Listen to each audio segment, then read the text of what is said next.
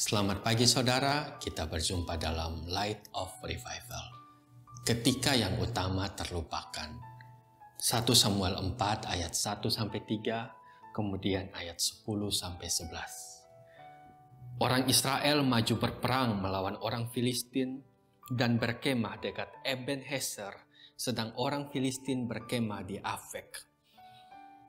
Orang Filistin mengatur barisannya berhadapan dengan orang Israel. Ketika pertempuran menghebat, terpukullah kala orang Israel oleh orang Filistin yang menewaskan kira-kira 4.000 orang di medan pertempuran itu. Ketika tentara itu kembali ke perkemahan, berkatalah para tua-tua Israel, "Mengapa Tuhan membuat kita terpukul kala oleh orang Filistin pada hari ini? Marilah kita mengambil dari Silo tabut perjanjian Tuhan, supaya ia datang ke tengah-tengah kita dan melepaskan kita dari tangan musuh kita." Ayat yang ke-10, lalu berperanglah orang Filistin sehingga orang Israel terpukul kalah. Mereka melarikan diri masing-masing ke kemahnya. Amatlah besar kekalahan itu. Dari pihak orang Israel gugur 30.000 orang pasukan berjalan kaki. Lagi pula tabut Allah dirampas dan kedua anak Eli, Hofni dan Pinehas tewas. Saudara, pada kisah ini bangsa Israel tengah berperang melawan bangsa Filistin. Ketika mereka sudah diambang kekalahan dengan terpukul kalah tentara Israel dan tewasnya 4.000 orang, ada suatu ide cemerlang, yaitu membawa tabut perjanjian ke medan perang. Nah saudara, tabut perjanjian ini sebuah kotak berlapis emas, ukurannya sekitar 125 cm kali 75 cm kali 75 cm. Dan tabut perjanjian ini Bapak Ibu Saudara, ini melambangkan kehadiran Tuhan di tengah-tengah bangsa Israel. Mungkin mereka ingat ya, bahwa dulu dengan mengelilingi tembok Yeriko sembari membawa tabut perjanjian itu, tembok Yeriko yang besar itu runtuh sehingga bangsa Israel bisa masuk dan bisa menyerang dan menduduki kota Yeriko itu. Dulu juga dengan membawa tabut perjanjian, sungai Yordan yang lebarnya sekitar 30 meter dan dalamnya sekitar 2-3 meter itu, airnya itu secara mujizat dapat berhenti sehingga orang Israel dapat menyeberang melalui tanah yang kering. Dengan membawa tabut perjanjian pada masa lalu, terjadi mujizat yang luar biasa. Kini ketika orang Israel tengah terdesak dalam peperangan melawan bangsa Filistin, mereka memiliki ide untuk membawa benda pembuat mujizat ini, tabut perjanjian ini, ke tengah-tengah mereka. Dengan harapan kalau ada tabut perjanjian ini, kita akan memenangkan pertarungan ini. Kita akan memenangkan peperangan ini melawan bangsa Filistin. Mereka dikatakan dengan penuh kegirangan dan percaya diri, mereka bersorak-sorak dan menganggap bahwa kemenangan sudah ada di depan mata mereka. Tetapi Bapak Ibu Saudara, apa yang terjadi? Ketika peperangan keesokan harinya terjadi, orang Israel terpukul kalah sehingga menewaskan 30.000 orang Israel. Juga tabut perjanjian ini, lambang kehadiran Allah, suatu yang sangat penting ini, ternyata direbut. Ini kalau dalam peperangan seperti suatu negara dikalahkan, terus pimpinannya itu berhasil ditawan dan diculik oleh musuh. Kira-kira kondisinya seperti itu. Nah Bapak Ibu Saudara, apa yang sebenarnya terjadi di sini? Mengapa Allah sampai membiarkan umatnya bangsa Israel ini kalah? Mengapa Allah sampai membiarkan ini terjadi? Mengapa tabut perjanjian ini bisa dirampas?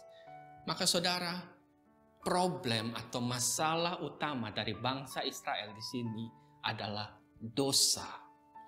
Mereka mengira bahwa dengan sekedar membawa tabut perjanjian yang merupakan lambang kehadiran Allah, tanpa memiliki hati yang beres di hadapan Allah, itu tidak masalah. Mereka pikir seperti itu. Oh, kami bawa tabut perjanjian, tapi terserah hati kami mau bagaimana, tidak masalah. Yang penting ada tabut perjanjian. Tetapi di sini Tuhan menunjukkan bahwa Tuhan bukanlah Allah yang dapat dipermainkan. Tuhan bukanlah Allah yang dapat bersama-sama dengan umat yang tegar tengkuk dan tidak mau bertobat. Umat Israel pada waktu itu kelihatannya tidak sadar akan hal ini dan tanpa melakukan hal yang paling penting, yaitu bertobat dan meratap dari dosa mereka, malah mereka melakukan hal-hal lain yang malah membuat situasi semakin menjadi buruk.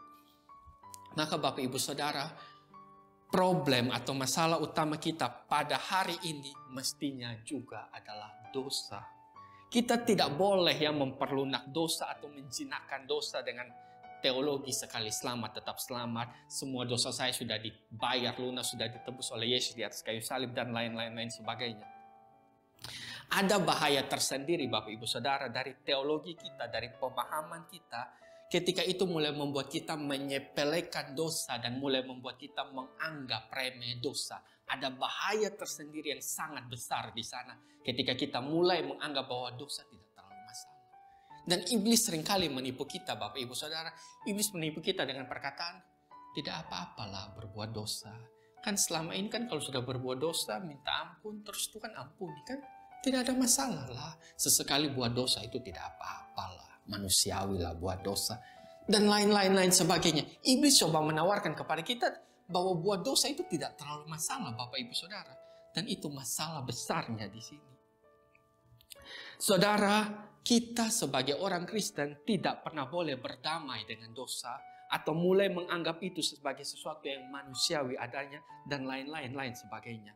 Maka saudara, tidak peduli sudah sesukses apapun kita dalam pelayanan, dalam pekerjaan kita, tidak peduli sudah seberapa besar prestasi dan pencapaian kita, apapun juga yang sudah kita lakukan, dosa mestinya tetap menjadi masalah kita yang paling utama. Saudara, jangan lupa bahwa setiap kali kita melakukan dosa, setiap kali kita berbuat dosa, kita melukai hati Allah. Roh Kudus didukakan. Mari kita berdoa. Ya Tuhan, ajarlah kami ya Tuhan, untuk takut, untuk gentar terhadap Engkau. Allah yang kudus, Allah yang agung itu, Allah yang marah dan murka terhadap dosa. Dan ajarlah kami untuk kami jangan menyepelekan dan jangan menganggap biasa dosa-dosa kami Tuhan. Ajarlah kami untuk selalu terus-menerus bergumul dengan dosa-dosa kami. Selalu terus-menerus bergumul dengan kelemahan-kelemahan kami. Selalu terus-menerus bergumul dengan kecenderungan kami yang berdosa. Biarlah kami sampai pada hari kami mati, kami jangan pernah berdamai dengan dosa. Dan jangan pernah menganggap bahwa dosa suatu hal yang sepele adanya Tuhan. Kiranya Engkau mengajarkan kepada kami sekali lagi ya Tuhan, bagaimana menjadi umat-Mu Tuhan, yang takut dan gentar kepada Engkau. Terima kasih Tuhan, di dalam nama anak-Mu Yesus Kristus kami berdoa. Amin. Saudara, biarlah firman Tuhan ini menjadi pelita dan terang bagi kita untuk kita menjalani hari ini. Tuhan Yesus memberkati.